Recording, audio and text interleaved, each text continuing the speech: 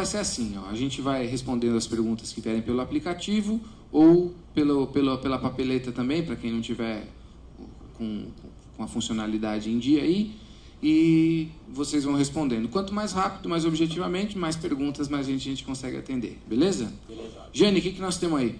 Vamos lá, para o Rodrigo, uma pergunta da Patrícia, da Atitude Positiva, outra do Fábio, da BNI, e tem mais uma pergunta aqui do Ícaro, da Equipe Soluções. Primeiro, qual que é a sua formação?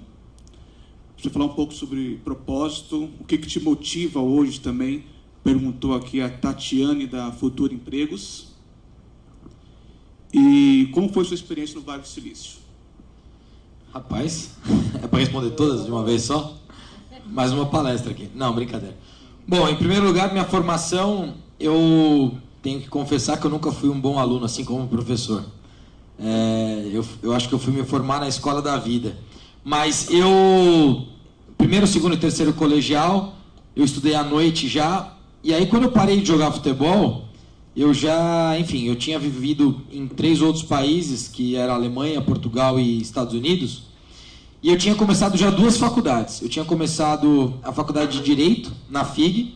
Fiz acho que uns 3, 4 meses. Aí eu estava jogando bola, parei, fui morar em algum lugar, não lembro agora. Depois eu comecei Educação Física lá de novo. Mais 2 meses, também fui jogar em outro lugar.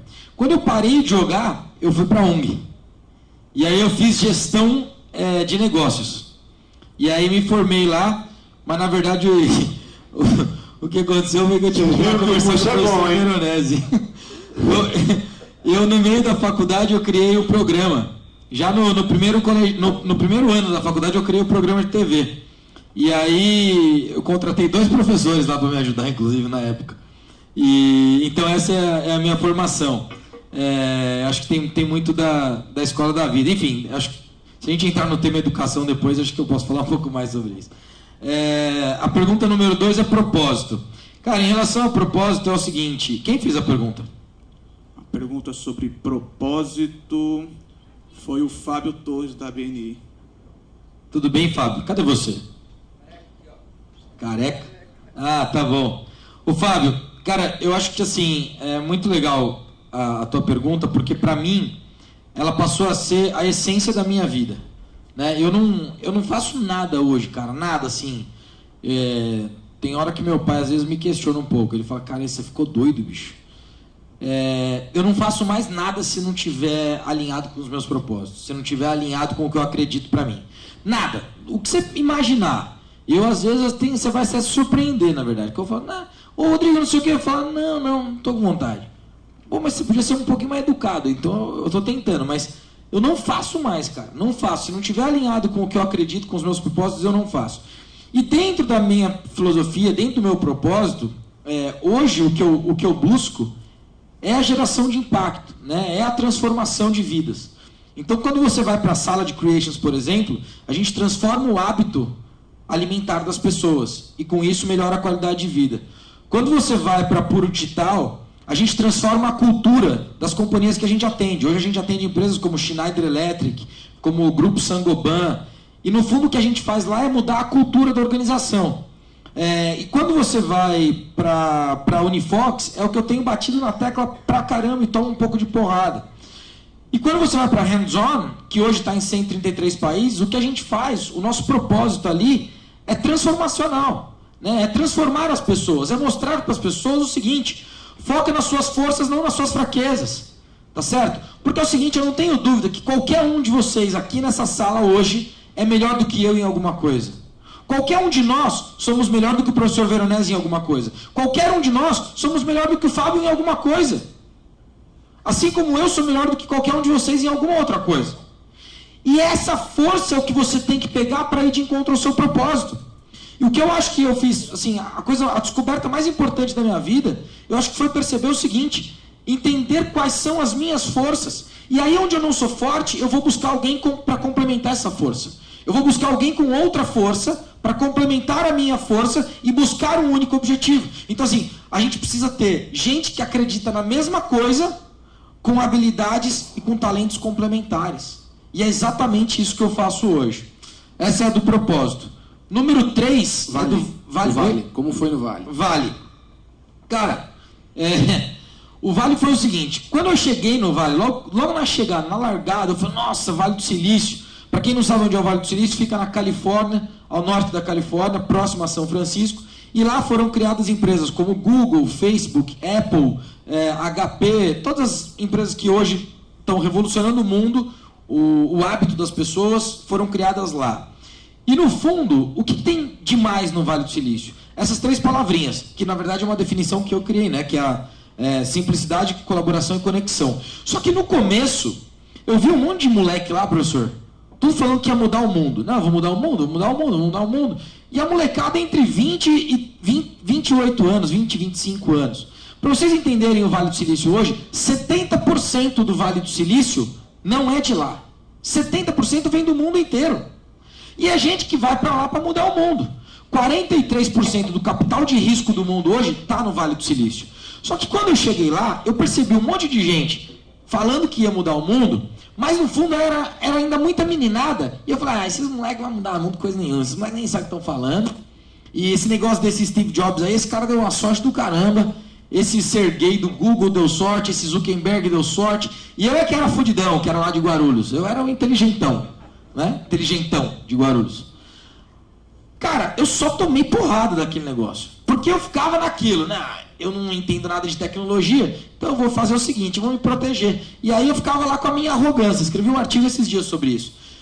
Quando eu percebi que aquele ambiente era 1 bilhão de vezes mais forte do que eu, e que eu não ia mudar aquelas pessoas, e sim aquele ambiente é que estava me transformando, que eu me desarmei da minha arrogância e deixei aquele ambiente falar comigo, e deixei aquele ambiente me jogar para cima, eu fui transformado não como profissional, mas como ser humano. No fundo, eu fiz uma chave de mudança no meu modelo mental, que na verdade eu criei até uma frase para isso, que é: legado é mais importante que dinheiro.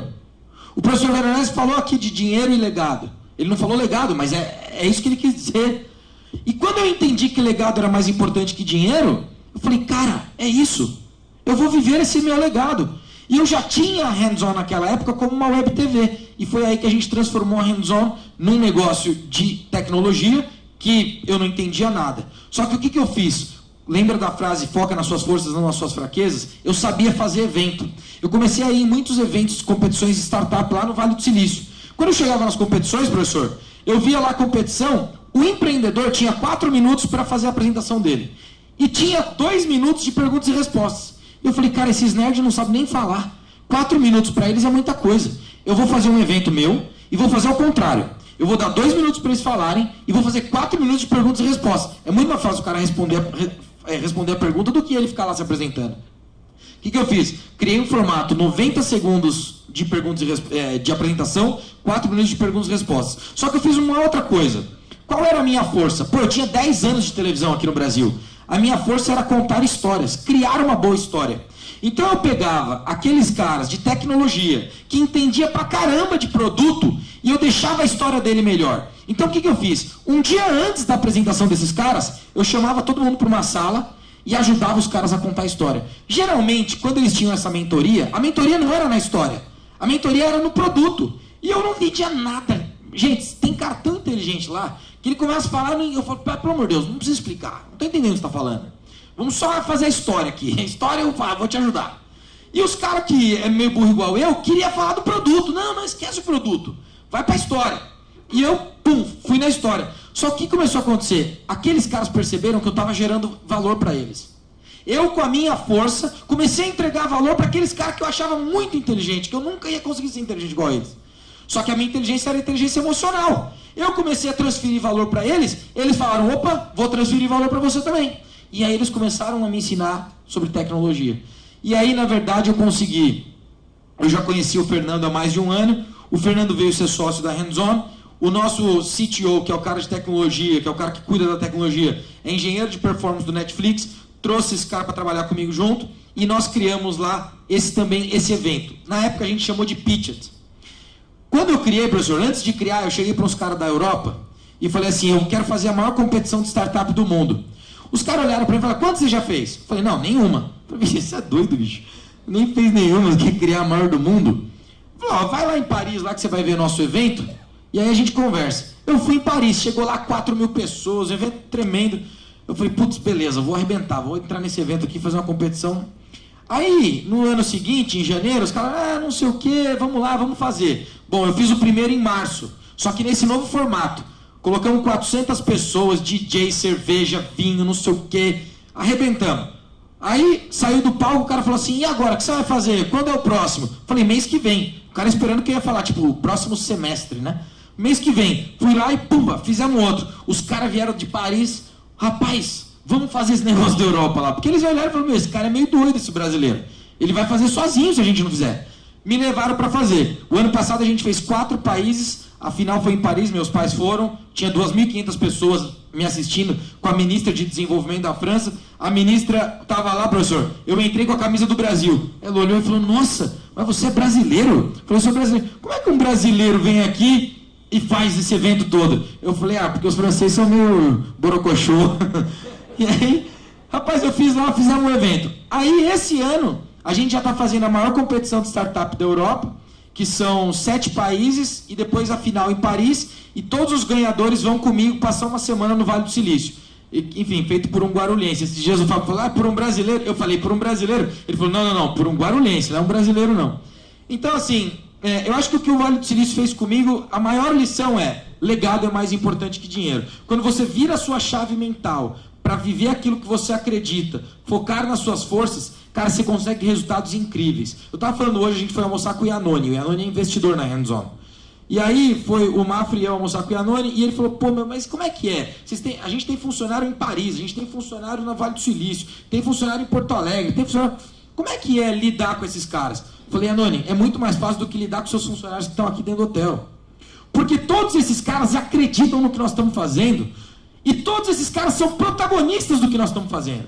Então, se tem uma dica que eu quero que você leve hoje deixa as pessoas serem protagonistas daquilo que elas fazem. Nós temos hoje 7 pessoas na Hands-On, todas são sócias. Todas são shareholders, que a gente chama. Todas têm participação da empresa. Claro que aí você cria um formato para isso, elas vão se vestindo de participação durante 4 anos. Mas as pessoas são protagonistas. Quando as pessoas se tornam protagonistas de algo que elas acreditam, o resultado não sou eu mais o Fernando mais fulano. É vezes, assim. Então é 1 vezes 2 vezes 5 vezes 10. É uma coisa absurda. Hoje o resultado que a gente tem realmente é exponencial. E eu estou muito surpreso com tudo que a gente está fazendo. Mas, de novo, eu não acho que é sorte, não. Eu queria chamar a atenção ao ponto que ele disse aqui, que é muito importante quando você estabelece um empreendimento, que é a competência das pessoas que você busca e que você contrata. Ele falou que cada um aqui é mais competente em alguma coisa do que o outro, de alguma maneira. E isso é outro segredo do sucesso. Você tem que contratar gente mais competente do que você para cada área, para atuar. Porque se for para ser igual ou pior do que você, fique você mesmo. Então, tem que ter um chefe de TI melhor do que você tem que ter um professor de química melhor do que você tem que ter um gestor melhor do que você, e aí você se cerca de gente competente. Porque tem gente que tem medo de sombra, contrata incompetentes, fica com medo da sombra e acaba ficando sozinho. Quem contrata time B vai ter time C, né? Pois é isso aí. Então, é uma coisa que tem que ser muito, muito levada em conta. Não ter medo de contratar gente mais competente do que você na área que atua.